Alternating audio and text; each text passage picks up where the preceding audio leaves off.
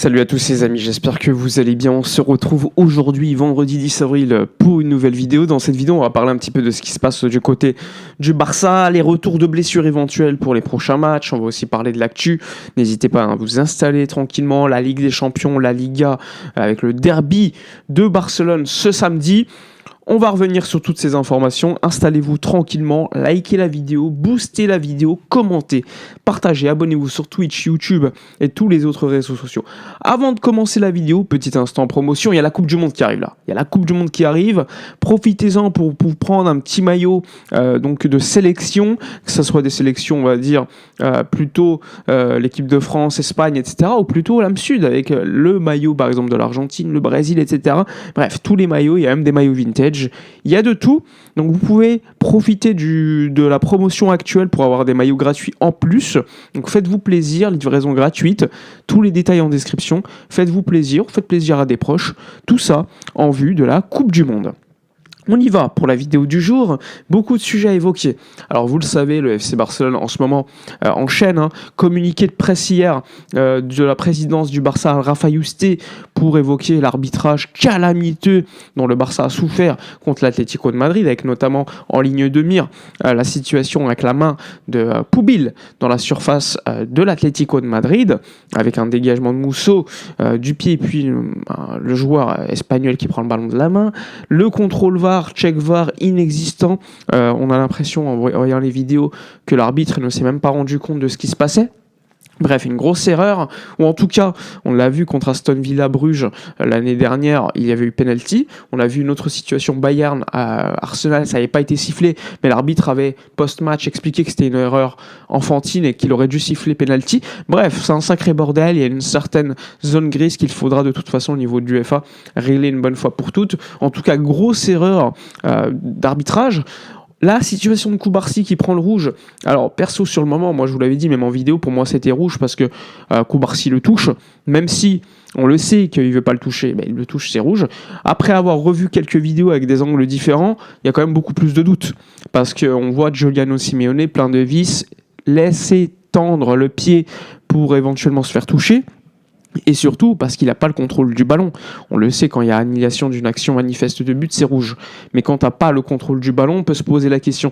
Pour ça que le jaune sur terrain, si tu n'as pas certitude à 100% que le joueur a le contrôle du ballon, tu ne peux pas renverser la décision, ce qui a été le cas. Donc là aussi, c'est un autre élément sur lequel on pouvait revenir. Mais en tout cas, gros communiqué de presse du Barça hier qui est parti râler. Ça ne changera rien, mais ça peut, on va dire, permettre à l'UEFA de respecter, on va dire, l'équité en évoquant des telles situations au niveau de l'arbitrage. Qu'est-ce qu'il aurait dû être ? Le Barça demande, on va dire, au moins une responsabilité de l'UEFA et qui admettent des erreurs au niveau de l'arbitrage sur ce match-là.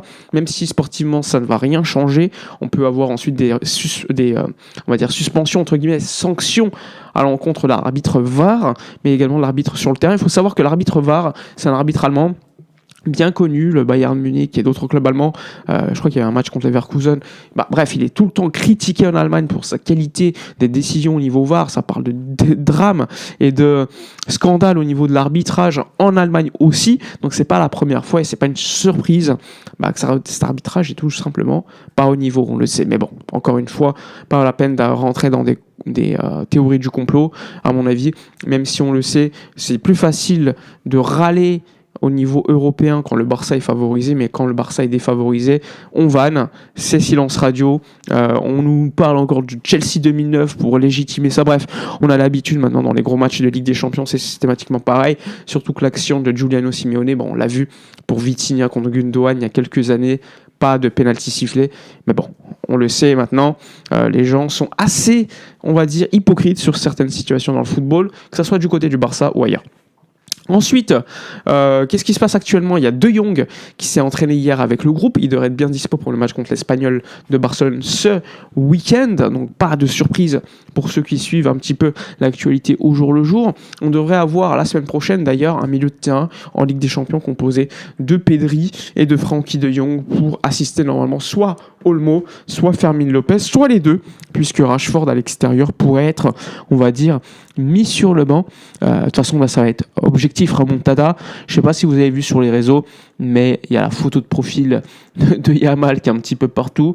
Donc, n'hésitez pas à participer également à cette propagande, même si évidemment, on le sait, ça va rien changer. C'est plutôt fun de voir la communauté Barça toutes liées pour un même objectif.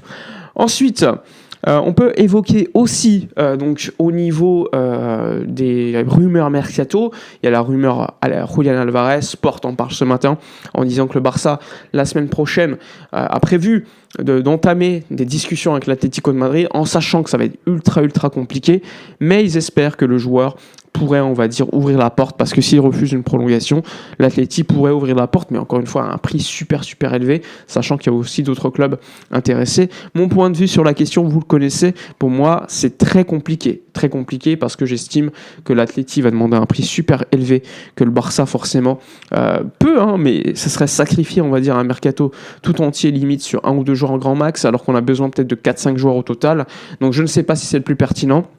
Mais en tout cas, a priori, que ce soit Jota Jordi, très proche de l'agent de Julián Álvarez, ou Sport Carlos Monfort, qui est toujours un petit peu proche de la direction, eh bien, ils évoquent cette possibilité la semaine prochaine, même si on peut se demander si c'est parce qu'il y a le match retour, on veut essayer de déranger le joueur dans son esprit, je sais pas, mais en tout cas, cette rumeur est bien existante.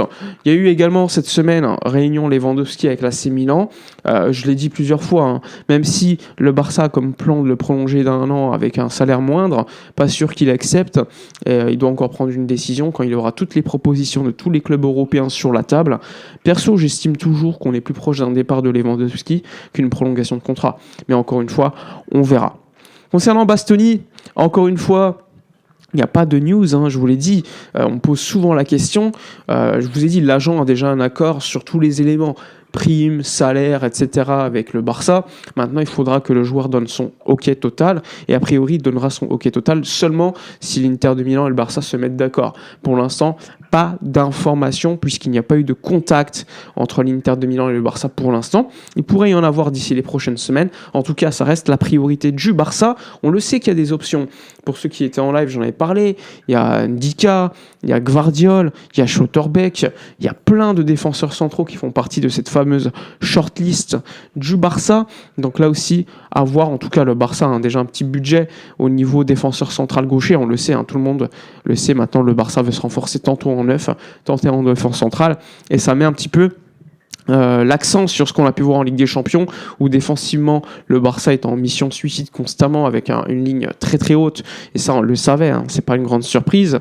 Mais encore une fois, améliorer la défense avec des joueurs qualitativement peut-être meilleurs, ça va pas changer le problème. Alors peut-être que sur certaines situations la qualité individuelle va sauver, évidemment par la vitesse ou autre intelligence au niveau de l'anticipation, mais le problème existera toujours. Pour autant, je le rappelle encore, pour les gros matchs, ça peut être véritablement très dangereux de jouer comme ça, parce qu'il suffit d'une petite action où tu es mal placé. Mais pour les matchs de Liga, la régularité, l'avantage de jouer haut et de marquer plus de buts qu'en prendre, forcément est plus avantageux et te permet de gagner des titres au niveau national, parce qu'il y a des équipes en face moins fortes.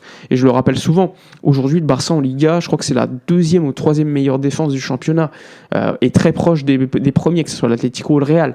Donc forcément, il y a un équilibre à trouver, et alors qu'offensivement, on est de loin la meilleure attaque aussi. Donc forcément, je comprends les critiques. Au niveau national, ça marche. Au niveau international, parfois, je pense qu'il faut être beaucoup plus pragmatique. Je pensais qu'on l'avait appris par rapport à l'année dernière, mais vraisemblablement, on joue toujours selon cette phase un petit peu suicidaire. Alors je comprends, t'es à 10 contre 11, c'était compliqué, et forcément, tu prends beaucoup de risques, mais on a joué à 10 contre 11 en étant dominant, ce qui est quand même beaucoup plus plaisant que lorsqu'on joue à 10 contre 11, que tu joues très bas et que tu joues en contre et tu essaies de résister. Forcément, c'est différent. Peut-être que tu n'aurais pas pris le 2e but, mais peut-être que tu n'aurais pas eu, n'empêche, 3-4 situations où Rashford il peut les mettre. S'il les met, on a un discours différent. Donc c'est toujours un petit peu ce discours un peu compliqué à trouver d'équilibriste entre soit une défense beaucoup plus solide mais beaucoup moins pertinente offensivement, soit l'inverse où tu es full offensif et tu te dis bon, défensivement on peut tenir le coup avec Joan Garcia et 2 petits sauvetages de la défense, mais par moment contre des grosses équipes on peut se faire punir. C'est vraiment un sujet important et je pense que c'est le sujet qui entoure le Barça de Flick, un Barça beaucoup plus offensif que défensif, qui préfère tout miser sur l'attaque, quitte à prendre des buts et tant qu'il y a un but de plus. Contre l'Atlético, il faudra remonter 2 buts à l'extérieur, ça risque d'être hyper compliqué. C'est arrivé qu'une fois en Ligue des Champions avec Manchester United contre le PSG.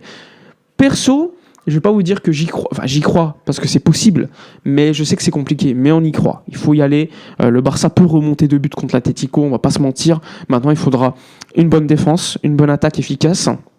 Ça, c'est quand même 2 éléments hyper importants. Et si on peut avoir aussi, un petit carton rouge par moment, un truc qui permet de faire tourner le match du côté du Barça, ce sera encore mieux. On sait que l'Atlético, défensivement, ils vont jouer à fond derrière et jouer les transitions. Donc, il faudra être efficace du côté du Barça.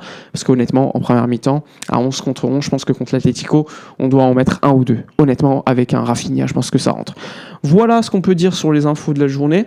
N'hésitez pas dans l'espace commentaire à donner votre avis, liker, commenter, partager. On se retrouve peut-être ce soir en live, on verra. N'hésitez pas à soutenir le travail effectué. Je rappelle, partenaire maillot également dans la description. Je vous souhaite une bonne journée et d'ici ce soir, ou peut-être pas, portez-vous bien.